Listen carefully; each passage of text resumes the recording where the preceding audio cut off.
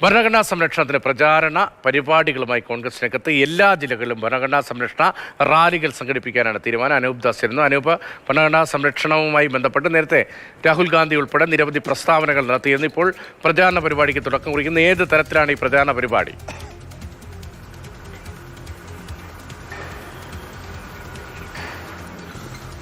അടുത്ത ആഴ്ചകളിൽ തന്നെ ആരംഭിക്കുന്ന രീതിയിലാണ് കോൺഗ്രസ് ഈ ഒരു പരിപാടി പ്ലാൻ ചെയ്തിട്ടുള്ളത്. ഇപ്പോൾ കോൺഗ്രസിന്റെ ആസ്ഥാനത്താണ് ഞാനുള്ളത്. ഇവിടെ ഇന്ന് രാവിലെ മുതൽ വൈകിട്ട് വരെ യോഗം ചേർന്നിരുന്നു. കോൺഗ്രസിന്റെ ജനറൽ സെക്രട്ടറിമാരും പ്രവർത്തക സമിതി അംഗങ്ങളും എല്ലാം ഉണ്ടായിരുന്നു. ആ യോഗത്തിലെ തീരുമാനമാണ്, അതായത് ആദ്യം ബ്ലോക്ക് തലത്തിൽ ജാഥകൾ നടക്കും, അതിനുശേഷം ജില്ലാതല ജാഥകൾ നടക്കും, അത് കഴിഞ്ഞ് സംസ്ഥാന തലത്തിലും ജാഥകൾ നടത്താനാണ് ഇപ്പോൾ തീരുമാനിച്ചിട്ടുള്ളത്. ഈ ജാഥകൾക്കെല്ലാം നേതൃത്വം നൽകുക ദേശീയ തലത്തിലുള്ള നേതാക്കളായിരിക്കും എന്നതാണ് പ്രത്യേകത.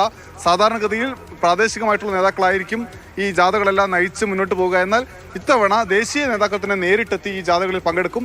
കോൺഗ്രസ് ജനറൽ സെക്രട്ടറി ജയറാം രമേശ് പറയുന്ന കാര്യം, ഈ വർഷം കോൺഗ്രസിനെ സംബന്ധിച്ച് സംഘടനയെ ശക്തിപ്പെടുത്താനുള്ള വർഷമാണ്. പുതിയൊരു സംഘടനാ ശേഷിയോടുകൂടി തിരിച്ചു വരാൻ കോൺഗ്രസിനെ പ്രാപ്തമാക്കുകയാണ് ലക്ഷ്യം എന്നുകൂടി പറയുന്നുണ്ട് ജയറാം രമേശ്.